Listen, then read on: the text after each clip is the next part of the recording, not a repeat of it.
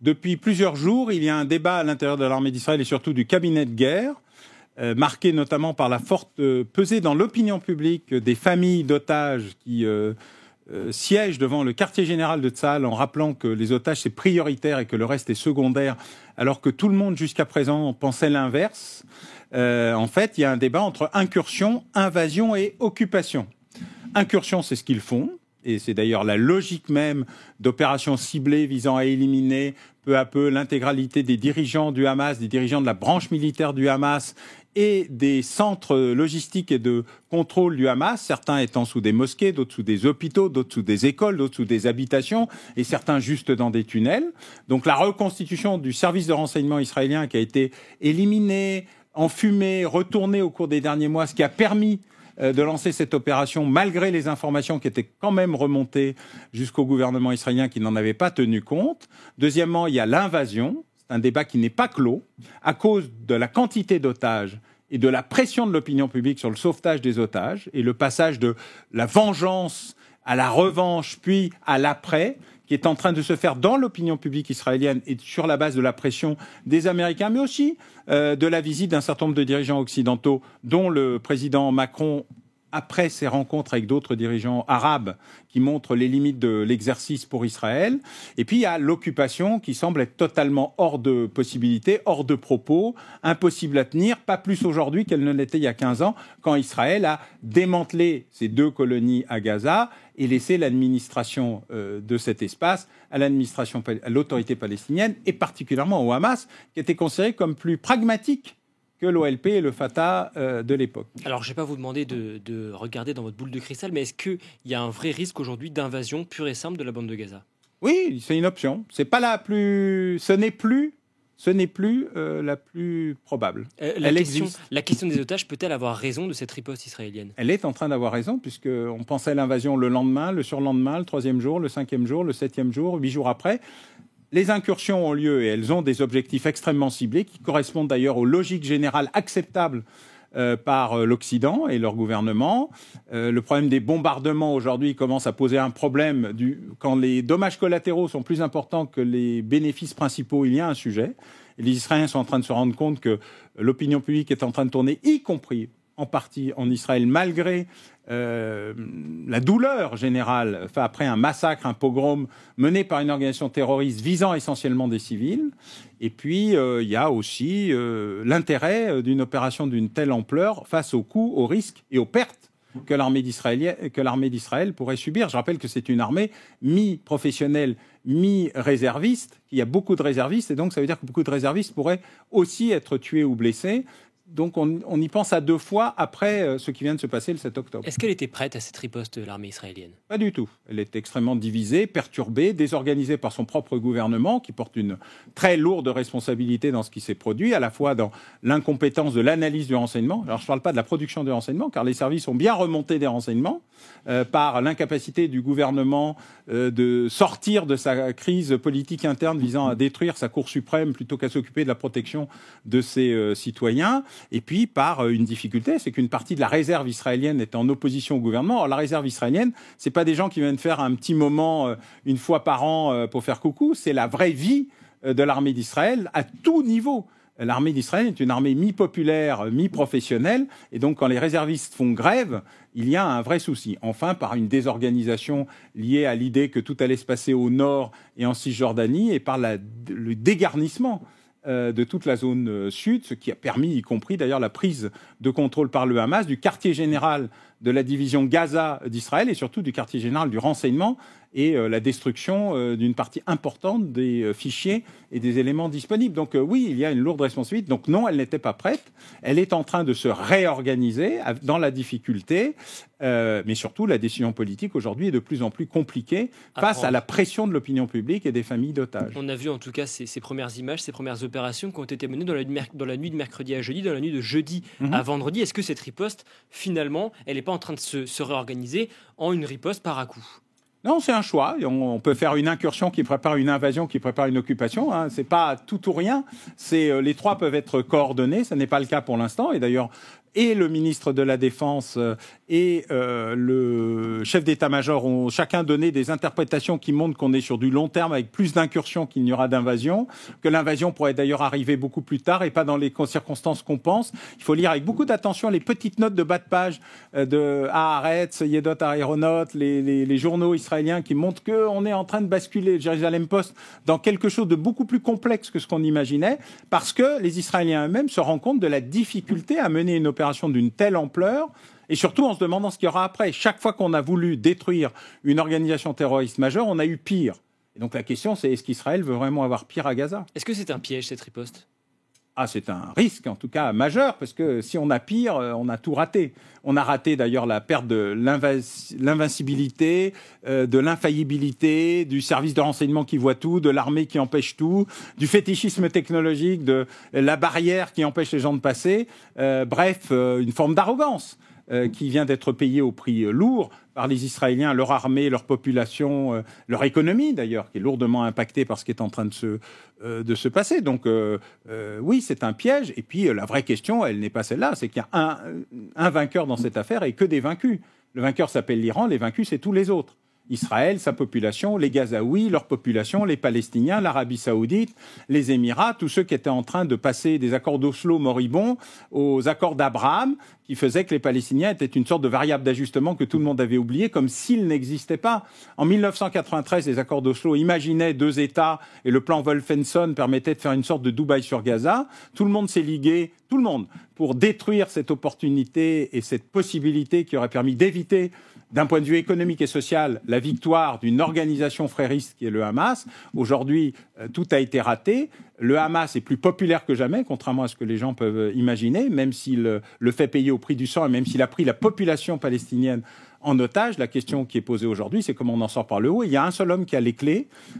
2 hommes qui ont les clés, l'émir du Qatar pour la libération des otages et Mohammed bin Salman, le prince héritier d'Arabie Saoudite, pour sortir la crise par le haut et régler par le haut la création d'un Gaza qui deviendrait acceptable, soutenable et surtout qui permettrait de donner aux Palestiniens un espoir qui ne passe pas uniquement par le meurtre, la revanche, la représaille, les larmes et les cadavres. On va revenir sur le rôle des uns et des autres dans cette guerre. Je voudrais d'abord qu'on parle des Occidentaux. L'ancien ministre des Affaires étrangères, Dominique de Villepin, était ce matin l'invité de la matinale de BFM TV. Il a eu des mots qui ont beaucoup fait réagir sur le rôle des Occidentaux. On l'écoute. Nous avons en quelque sorte la preuve par 9, à travers ce qui se passe en Ukraine et ce qui se passe au Proche-Orient, de ce 2 poids 2 mesures qui est dénoncé partout dans le monde, et y compris dans les dernières semaines quand je me déplace en Afrique, au Moyen-Orient ou en Amérique latine, le reproche est toujours le même. Mais regardez la façon dont les populations civiles sont traitées à Gaza. Vous dénoncez ce qui s'est passé en Ukraine. Vous dénoncez ce qui s'est passé en Ukraine et vous êtes bien timide face au drame qui se joue à Gaza. Il y a un 2 poids 2 mesures de la part des Occidentaux. Alors d'abord, il faut relativiser ce que dit Dominique de Villepin. Je n'ai pas souvenir que les Ukrainiens aient massacré des villages russes, pris des otages, découpé des gens en petits morceaux, grillé, brûlé, et pas seulement mené des opérations militaires. Donc, mais sur le discours que nous avons, sur ce qui se passe... Oui, mais il se trouve que rien n'est jamais égal par ailleurs et que la politique politicienne et la déclamation publique a des limites de l'exercice. Dominique de Villepin a raison dans la perception extérieure. Il a tout à fait raison.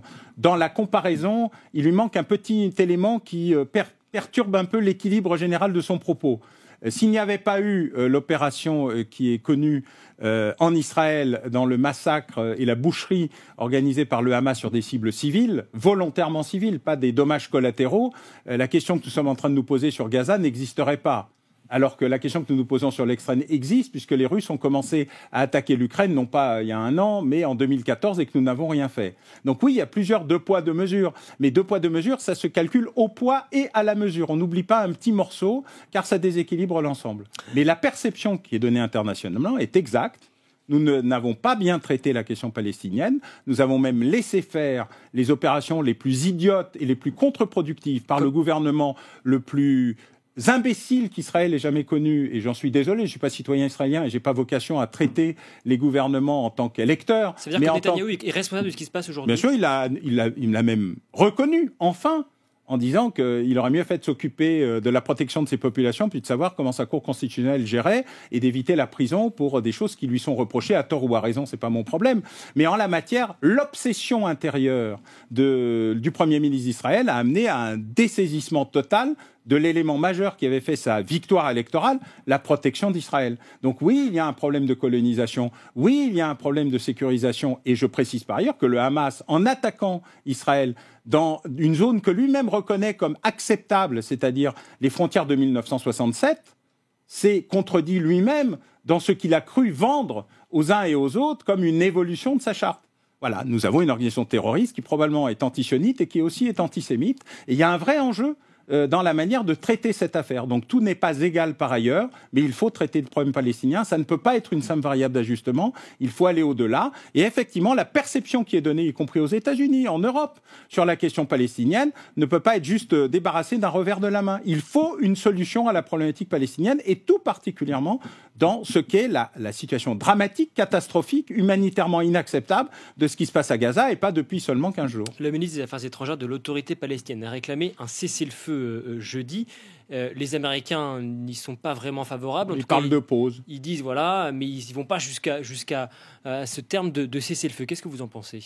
Je pense que de toute façon, il va falloir gérer un problème humanitaire avec 2 millions de personnes qui sont d'abord les otages du Hamas, même si certains le soutiennent et même si certains ont participé aux exactions, car dans les vagues qui ont attaqué Israël, il y a à la fois... C'est un peu comme l'État islamique. Il y avait les lions du califat, les soldats du califat et les inconnus du califat. Là, il y a les soldats du Hamas qui ont mené des opérations militaires extrêmement précises et parfois des opérations de prise d'otages, des idiots du quartier qui ont mené surtout des opérations de barbarie organisées, soutenues et voulues par le Hamas, et puis n'importe qui a passé les innombrables brèches qui ont été menées par le Hamas pour venir faire leurs courses ou leurs assassinats. En la matière, il faut bien gérer cette situation. Mais les pauvres Palestiniens qui sont là-bas, ceux qui tentent de fuir et que le Hamas empêche de passer au sud, ceux qui sont encore au nord, les journalistes palestiniens qui sont beaucoup de correspondants de médias occidentaux par ailleurs, il va bien falloir un jour arrêter de les bombarder, arrêter de considérer qu'effectivement ils sont des otages et des boucliers humains, et ce qui est plus important, c'est ce qu'il y a en dessous, les réseaux souterrains du Hamas, le siège central du Hamas, les réserves d'armes du Hamas, la direction militaire du Hamas. Il y a un enjeu majeur aujourd'hui qui vise à être plus ciblé, plus organisé, moins de dommages collatéraux et plus d'opérations, et c'est ce que font les Israéliens avec leurs incursions. Et donc, il va falloir régler le problème des bombardements quand ils ont autant d'effets collatéraux. Régler le problème, est-ce que ça peut passer par l'ONU ? Non. Pour quelle raison ? Parce que ça ne sert à rien. Trop de veto, trop d'inconnus, trop de manipulations. Non, ça passe par l'émir Al-Thani à Doha et Mohammed bin Salman à Riyad. Et d'ailleurs, c'est une bonne nouvelle. Pour quelle raison ? Parce que pour la première fois, les Occidentaux ne vont pas dicter leurs ordres au reste du monde et laisser le reste du monde s'occuper de ce qui se passe chez eux. Et je pense que c'est un immense progrès. Il faut que nous soyons là, en soutien, en aide, en coopération, mais il faut désormais laisser les puissances régionales régler les problèmes régionaux dans la garantie stricte de l'existence et de la sécurité de l'État d'Israël. Vous pensez que Téhéran va tirer profit de ce qui se passe, de ce chaos actuel ? C'est déjà actuel ? le cas. Téhéran est le grand gagnant de cette opération. Jusqu'où est-ce que ça peut aller ? Le problème, c'est jusqu'où est-ce que les Israéliens peuvent l'accepter. Car ce qui se joue aujourd'hui, c'est d'éviter que les Israéliens décident d'une opération militaire contre l'Iran, qui est le principal opérateur, organisateur, bénéficiaire de cette opération. Et donc, à un moment ou à un autre, il va falloir convaincre les Israéliens de retenir leur bras, qui peut être un bras extrêmement puissant, dans leur volonté de taper Téhéran. Vous dites que c'est une bonne nouvelle, mais est-ce que tout ça ne marque pas, n'est pas le signe de la perte d'influence des Occidentaux, en tout cas des Américains dans la région ? On l'a déjà vu au moment de l'affaire ukrainienne. Jamais l'Occident n'a été aussi isolé, petit. Il a perdu l'Amérique du Sud, il a perdu l'Afrique, il a perdu l'Asie, il a perdu le Golfe Persique dans son ensemble. Je parle en tout cas dans les sanctions. Et donc on sent bien qu'il s'est produit quelque chose. Fort heureusement, les Indiens ont plus peur des Chinois qu'ils n'ont peur des Américains ou des Russes. Et donc, il y a un rééquilibrage du monde qui est en train de se produire, mais il n'est pas au bénéfice de l'Occident. Il y a un autre pays dont on n'a pas encore parlé, c'est évidemment la Russie. Des représentants du Hamas et de l'Iran sont actuellement à Moscou. C'est en tout cas ce qu'annonce le Kremlin. Quel rôle peut jouer la Russie dans cette médiation ? Aucun. Ils ne sont plus des médiateurs. En accueillant le Hamas et l'Iran, ils ont choisi leur camp. Oui, ça y est. Ils sont passés de l'autre côté. La vraie question, c'est jusqu'où iront ou n'iront pas les Chinois. Ils ont émis leur veto sur une des résolutions de l'ONU avec la Russie. Est-ce que la Chine va essayer de se rééquilibrer sur la question du Golfe Persique, qui n'est pas vraiment son centre d'intérêt, alors qu'elle s'est déséquilibrée sur la question Russie-Ukraine? C'est une question qui est posée, mais l'élimination rapide du ministre des Affaires étrangères, du ministre de la Défense, d'une partie des cadres de l'Armée populaire de libération, la reprise en main du président Xi Jinping et l'enjeu de Taïwan perturbent beaucoup l'idée qu'on peut se faire de l'enjeu chinois aujourd'hui. Il a organisé sa grande rencontre Belt and Road avec la présence de représentants russes, ce qui montre les limites de l'exercice de la posture chinoise. Pour l'instant, la Russie est l'idiot utile de la Chine dans sa démarche visant à reprendre des espaces stratégiques, et notamment miniers, sur une partie ou pétrolier ou gazier avec la Russie pour pas cher, dans des conditions où le rouble d'ailleurs est en train de s'écrouler petit à petit, et l'économie russe aussi, même si on ne le voit pas, dans une guerre où la Russie perd beaucoup d'hommes dans sa dernière offensive, donc qui pourrait nous amener des surprises inattendues, puisque même, comme d'habitude, un grand quotidien du soir qui paraît le matin vous a expliqué récemment que l'offensive avait raté. Je ne suis pas sûr que nous ayons les mêmes chiffres des pertes russes, mais comme d'habitude, nous aurons soit des excuses, soit une information et un démenti égale 2 informations, même dans des journaux sérieux. Je ne sais pas exactement où on va, mais il se passe beaucoup de choses pour l'instant qu'on ne voit plus. Il y a une sorte d'effet mandrake. Vous savez, une information masque l'autre au lieu de simplement la pousser. Et je crois qu'il se passe beaucoup de choses aujourd'hui qui nous amèneront probablement dans 8 ou 15 jours à réviser beaucoup des idées que nous avons sur la situation. Le 6 octobre, on n'aurait sans doute pas parlé de Gaza comme on en a parlé le 7. Et ce que nous disons aujourd'hui sur la stabilité du monde sera peut-être très différent dans 15 jours. Et on continuera bien sûr de suivre cela très attentivement sur le Figaro.fr. Merci beaucoup Alain Bauer d'avoir été avec nous aujourd'hui. Je rappelle le titre de votre dernier livre, donc Au commencement était la guerre, avec cette version augmentée qui est à paraître le 31 octobre. C'est bien Absolument. ça. Voilà, merci beaucoup. Merci à vous. Bien sûr dans les bonnes librairies. À présent,